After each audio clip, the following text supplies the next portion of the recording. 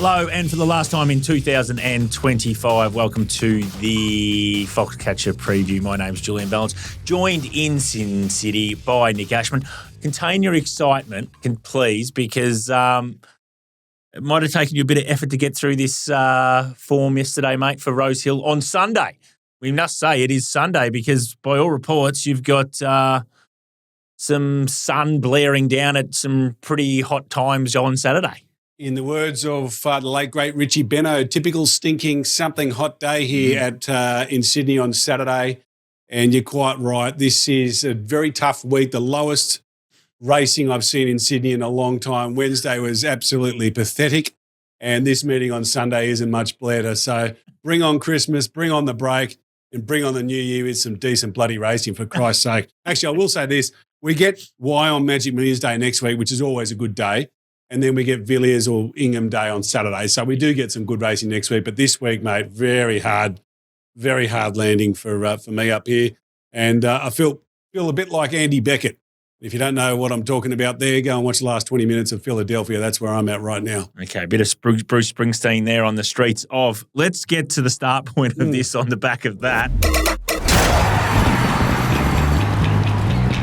I'm going to go with Ballarat. The rail is in the true position the entire circuit. Now, as the acceptances went out, it was a soft 7, very wet through early parts of the week, but really hot day yesterday in Ballarat, really hot day today. There's maybe a bit of rain about on Saturday, but I think that just keeps this track into the good range. So I think that's where we're going to be. In terms of how I think this track plays, the chute, which goes up to 1,200 metres at Ballarat, I think very fair. No issues there. I think you'll be able to come from anywhere. Probably the circle, if this track's really, really dry, on speed's an advantage just with the numbers I have. So keep that in the back pocket, I think, for Ballarat on Saturday.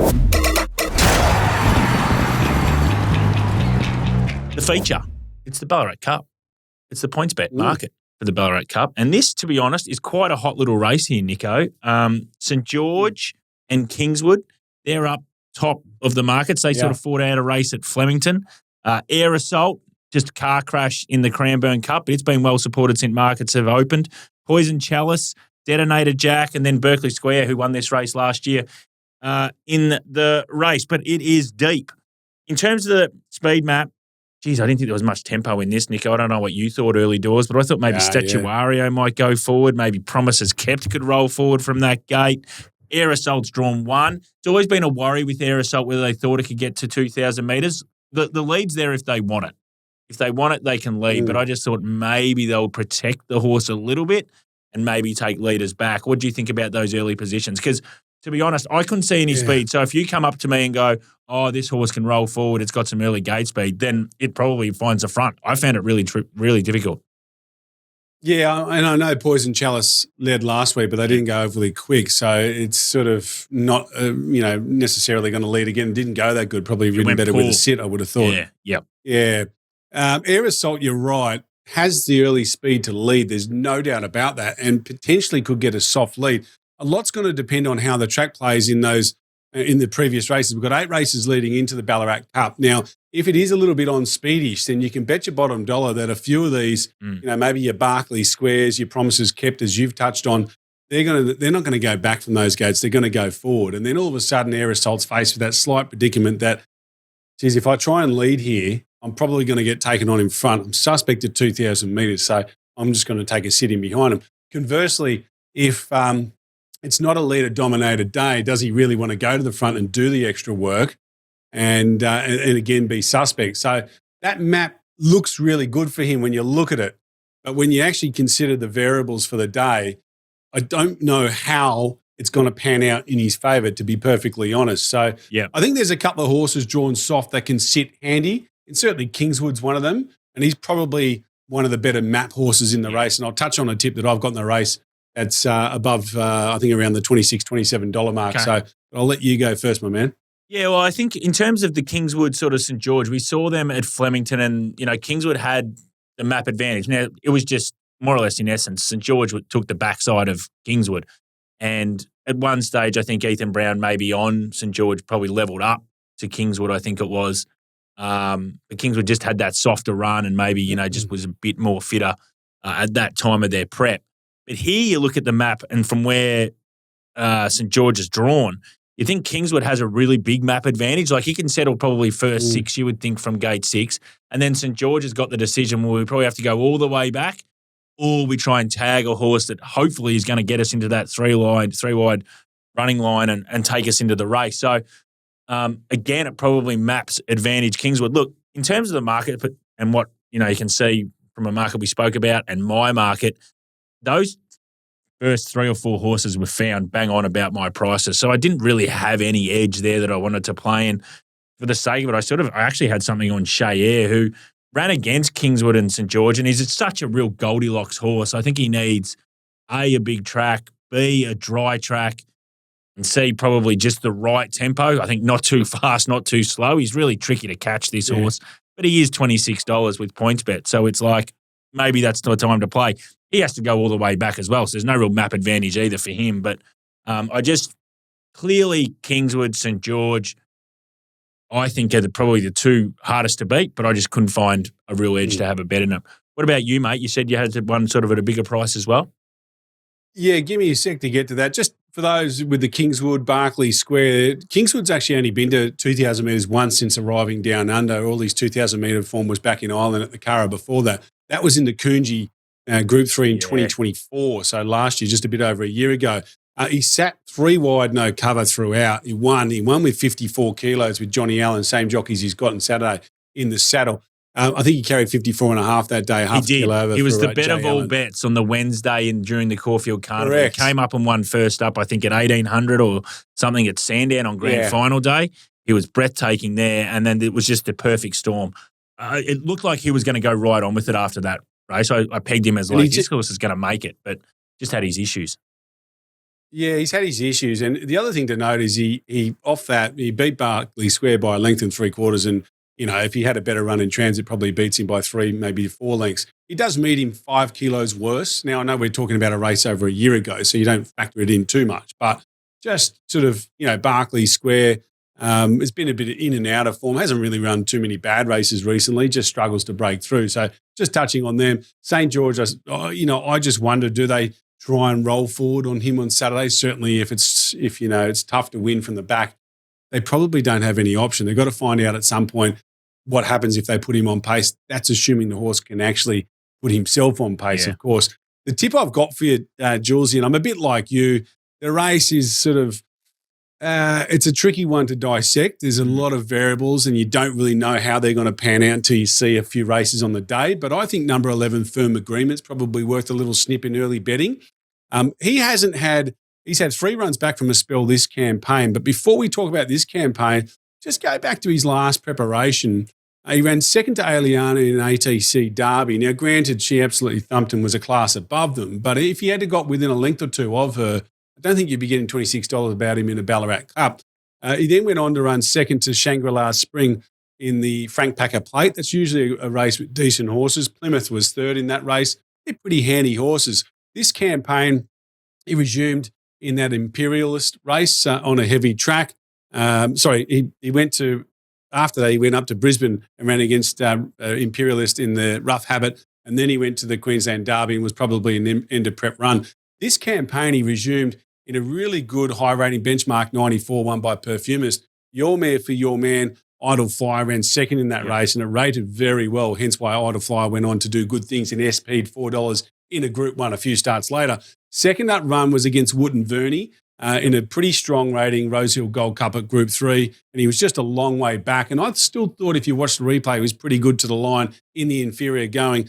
Third up, he goes out to 2,300 metres, third up, back onto a good track, got a long way back. And if you just watch the replay to the eye, nothing wins down the outside. Nothing's making much ground. Fourth up, back to 2,000 metres. I think from barrier 3, Ryan Houston, who's got some pretty good stats around him, can put him in the first half dozen. If he lands there, stable are going pretty good at the moment, the Archibald stable. I reckon he's a decent bet on an each-way basis at a big, big price. All right, so we're both playing sort of horses at bigger prices, but as we said, we think those horses at the top have pretty well been found, but they'll be hard to beat as well. I'm going to quickly get to my set here, Nico, for Ballarat. We're going to start in race 3, number 1, Harry's Yacht. This horse was outstanding off 102 days, first up at Bendigo. Now, it did get rails run, absolutely, and that's where you needed to be, but put up a massive number. Now it's had 38 days. It's a Vobis Gold race. Big money on offer. I think they've set for it. I love the draw for it. It can be versatile, set in the first 4 or 5. Want to be with Harry's Yacht in race 3. Get to race 4, number 15, a horse called Yes I Know. Want to back this horse each way. Second up here, it's a lightly raced horse. It was off the map at Cranbourne. Got into an awkward spot. Just forget it ever went around. Chest of Gold won that race from the front. I've got that race rating really well. I thought it was great through the line. Reckon it's ready to explode now. Could be half a run short, and the map makes it difficult that maybe it settles worse than midfield. That might be my only knock, but still want to be with it. It's a nice horse for the future. Race 7. This is just such an acceleration horse, this horse called Carbonados. It's got 53.5 kilos, gets C. Williams. It's only twice carried this kind of weight on debut at New Zealand on a heavy track, won by 5 with 54 kilos. Then the Hayes team bought it. It went to Geelong 1,100 metres and absolutely blew up the clock. Couldn't have them going any bigger. After that, I think it started 380 in a Group 2 race in town. Didn't work out for it, that prep. Gets back to this weight. I thought it was really good first up in your neck of the woods with Nasrallah riding. 53.5. Just love this. Think it just stalks them. Massive acceleration horse. Want to be with it. And just want to be with also Wigham in the same race, who drops to 51 kilos as well. Third up. Ready to rock and roll. Want to be with both those horses in race 7. Have you got anything that you're playing in Ballarat either, mate, by the way? Just in that race 7, I agree with you with Carbonados, and the 5 weeks between runs keeps him fresh, which we know he loves being.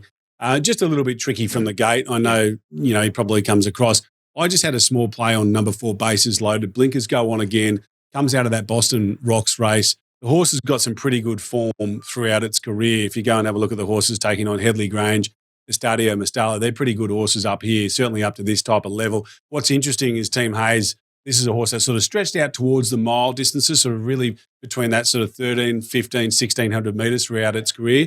If you actually isolate its sprint form, it's pretty good. And I reckon the Hayes boys are going, let's try and make this horse a sprinter. I don't think it had much hope of winning first up. It was a good blowout off a decent break. I reckon he can improve at a bit of a price. Luke Curry in the saddle doing a good job of late as well. Yeah, he's exceeding market expectations. Spoke about him yesterday on racing.com when I spoke about the other Hayes horse in Touchdown, which won again at 2s on. Hey, mate, let's do Pin the Tail. It's the last one of the season. So we've decided to go, you know what? Let's go out of both our jurisdictions. Let's go to the Northerly. Let's go to the 1,800-metre Group 1 race. Last week, fascinating. Traders did me a real big solid here because light infantryman PointsBet SP's 460. It was $556 elsewhere. So I know. They were looking after the horse. They must have known it was going to run really well. You were $5. I was $4.50. I was shocked when I went to the site and saw that they were $4.60. So thank you, boys and girls. It was $5 plus everywhere in the world. Yeah. And I'm looking at it going, how has this happened? But anyway, I think I got dealt a good one the week before, to be fair, so you can't complain, true. Mate. So King of Light, he's the 3-year-old. He takes on the older horses here. Look, I think they've won 3 of the last 7, the 3-year-olds, but in particular, horses that have sort of had that form line like King of Light. I think there's been 2 under $3, Arcadia Queen and the other one that escapes me. What was her name? Perfect something. Amelia's Jewel. Perfect. They're the 2 that have been under $3. They've both won. I think they've got the same kind of form line as King of Light. I'm $2.80, mate, but I see that he's sort of tightened up earlier last night. You're a bit shorter than me. I reckon you can equal the ledger here. Yeah, look, I'm 260. I could have got him out. I sort of toyed with 260 to 275, to be fair. I think he's definitely too short at 230, 240. Just because the figures out of the races he's been winning have been good, but they haven't been off the charts good. So you talk about Arcadia Queen. I think, because he's unbeaten, I don't want to say he's not as good as her, because until they get beaten, you don't actually know where the ceiling is. But certainly his ratings going into this race compared to hers are a little bit different. So and the other horses like Delicacy, she was an absolute star. He's still got to get there in terms of his ratings. But I just think such a big field, and the fact that, he probably needs to lift again is the reason why I think you'll get a better price than what he's currently trading. Yeah, it's an interesting one because I feel like outside of Western Empire, I feel like this race really lacks depth, and I get exactly what you're saying. It doesn't have the numbers as what Amelia's Jewel and Arcadia Queen did have going into it. But I don't think the ones around him do either. So that sort of becomes a diluted field. So I wouldn't be surprised if he was actually off the map. That the bigger guys said, you know what, 3-year-old with Pike, 52 kilos, he's going to smash them and they take it. Anyway, you're 260, I'm 280. It's 9-8. Hopefully we get to 9-all. We square the ledger and we do it all again 2026.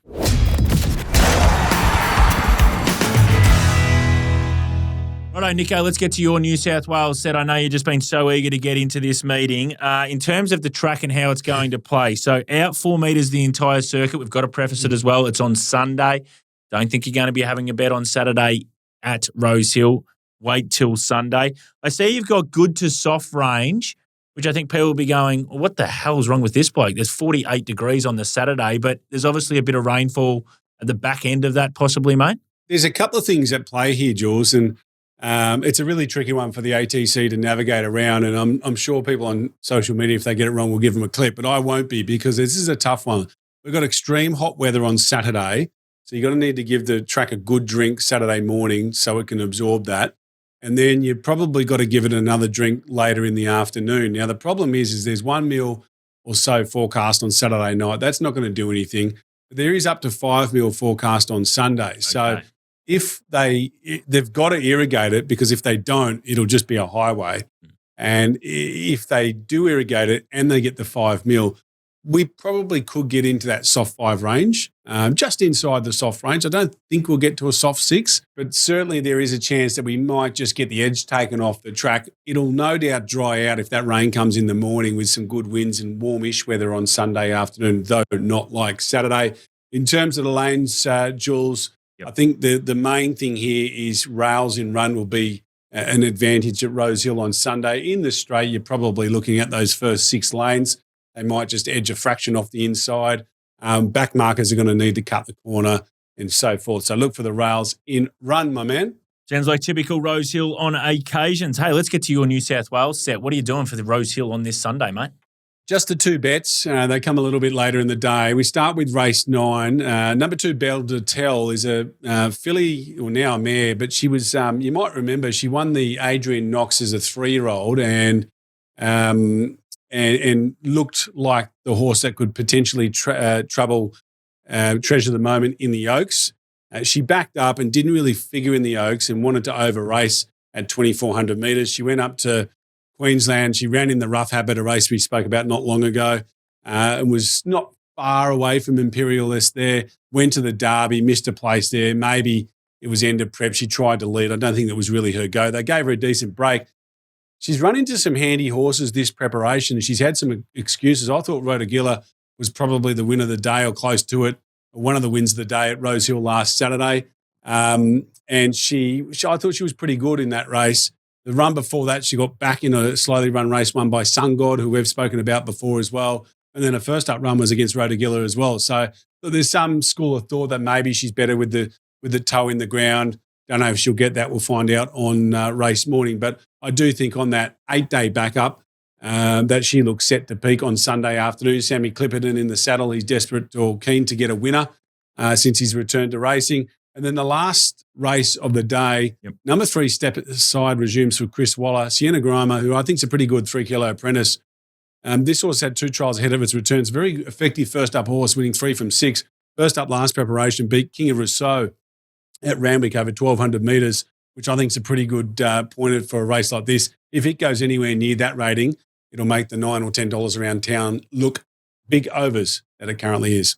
Love that. That's the New South Wales set. Obviously, my Ballarat set earlier. And don't forget, Kendrick Lamar is going to be at Spilt Milk in Ballarat. So I'm sure he'll hit up the track for the Cup and probably present the trophy. Mate, well done. I'll see you 2026. Have a good Chrissy, brother. They not like us.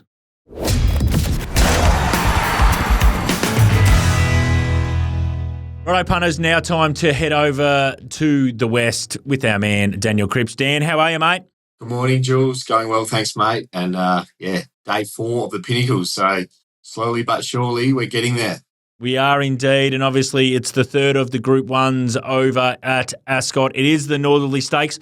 Just quickly on the Northerly Stakes, I don't know a race that's had more race names than this race. I went back and I think it was called the Marlborough 500 at one stage. It's been called the Winfield. That's clearly my favourite by far.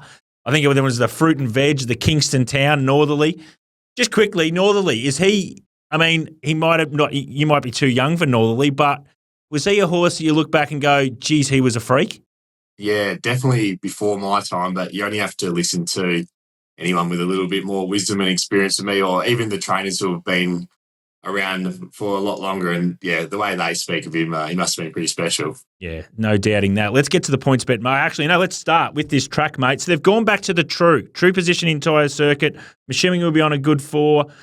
Ashman sent some stuff through just suggesting forward of midfield, probably an advantage if you had to pick holes in it. Your theory here? Yeah, thinking the same. It's funny.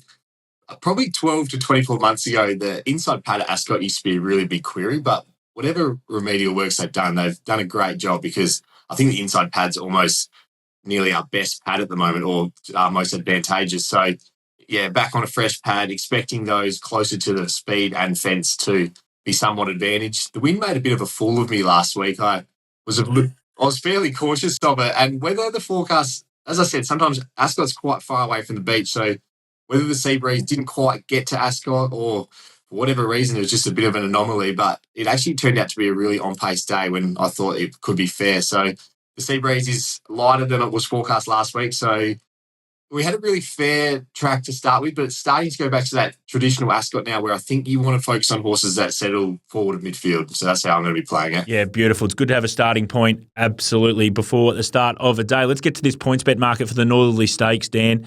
The 3-year-old King of Light, he's top of the pops here. Cosmic Crusader sort of comes through the different form line, couldn't get into the Railway Stakes, put up a pretty good number. And then you've got, obviously, the Railway winner, sort of Watch Me Rock. You've got Vivier comes over sort of from the eastern states. And then you're further out to sort of Western Empire as well, who sort of, seems to be running really well and always seems to do that. In terms of your map, mate, what do you think here? Yeah, it's a really tricky map. I wouldn't say there's any obvious leader in the race, but there is definitely a few options who can take that position in run-up. So horses like Ginger Baker and Sentimental Hero, both of them actually step slow in the Railway, but if they begin well, I expect that they'll be going forward and could potentially lead. Then you've got Diamond Scene, who was another one, got shuffled back in the Railway and actually put in a super effort. A pretty tough horse, so it wouldn't surprise if they go forward on him. And then the real X factor in the race is Cosmic Crusader. We've seen what he can do, mainly over the winter time when he can find the front. In saying that, just because of how dominant he was last start in the Carbine with a sit, and Bob Peters is he's an owner that he prefers to race with cover and let them sort of come down the outside. I'm assuming that they will ride Cosmic Crusader with a sit, but in saying that, I would love to see him go to the front as well, because that would make for a really interesting speed, Matt. 3-year-old seems to be able to just find the right backside at some stage, sort of midfield somewhere. It doesn't have to go all the way back. That sort of middle of the road barrier gives Pike options, surely. Yeah, for sure. It looks a really good draw for King of Light. Yeah, drawing the sort of the middle alley. So, Pike's in ripping form at the moment. He doesn't have a lot of gate speed, so it's probably better than Barrier 1, where he could get cluttered away, and you just got to back Pike in that, he'll find the right back, potentially on a horse like Western Empire, and you think he'd get every chance. What do you want to do with the race, mate, overall? Just before I go into my section, I just want to throw to you, because as I said a couple of times on the show, tell me about the Raiders. To be honest, I think, the horses like Osipenko and Depth of Character, which we saw in the Railway, they brought okay numbers, but they travel too close to the Railway. I think they're 2 days out. They went, I reckon, terribly. I don't want to be with them. In terms of one that hasn't raced since being over in the eastern states, I would choose Vivier. I thought it was a pretty good number last start, but going over to, in essence, you're going over to Vatican. It's just its own little place. It's hard to work out that I'd want to be with it as well against these other horses that seem to be going really well. You, mate, what do you want to do with the race? King of Light, just very quickly, he just seems to bring, I think they've won 3 of the last 7, the 3-year-olds. But under that $3 range, there's only been 2 3-year-olds, and that was Arcadia Queen and Amelia's Jewel. He might not be as good as them, but I don't think the rest of the field is good as what those two beat up on when they won the Northerly. So I think history points into him being hard to beat. Yeah, for sure. So for me, look, while I've got a little bit of trepidation just because I don't have great knowledge of the Raiders, just looking at the data and watching a couple of replays, there wasn't any that really scared me. So I'm going to stick with the locals. I've got 3 key chances for mine. I'm going to back one, I'm going to save one, and I'm going to risk one. So might as well start with the one that I'm making the result. He's not my top pick, but I'm going with Western Empire. He's 8 now, but I think he's come back in potentially close to career best Nick. His trials leading in were excellent. His first up run when unsuited was sectionally brilliant. And then second up was in the Railway where as we spoke about a fortnight ago, it's not a race where the horses who carry weight have a good record. So for him to run second, look, I know he had his chance, but for him to run second, thought that was a really good effort. Third up now into the Northerly. Weight for age is the key for him. He gets some significant weight swings on all of his main rivals, and he's drawn a good gate. Billy Egan knows him really well, and it's blown out to $10 now, so on PointsBet. So I just think it's a really strong each way play there. So I'm going to make him the result.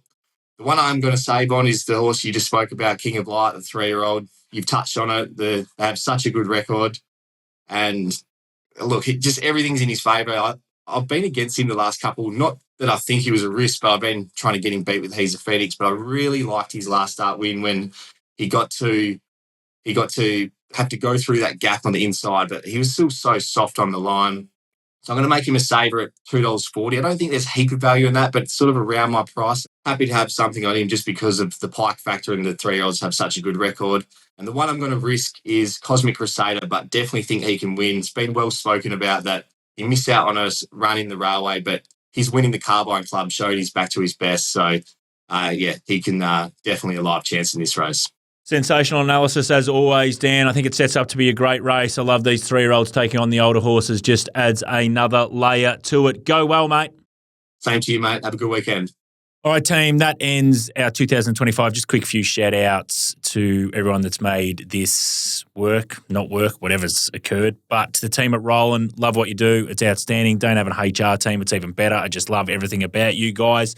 To Tristan Katz, Dave Carney, Sid Kennedy, thanks very much for the support. Outstanding. Social media team, Alex, Lockie, outstanding since you've come on board. Benny and Dan, love you guys. Appreciate it. Obviously, Nico, Hutchie and Daisy. We will see you all in 2026, hopefully. What are you really gambling with? For free and confidential support, call the number on the screen or visit the website.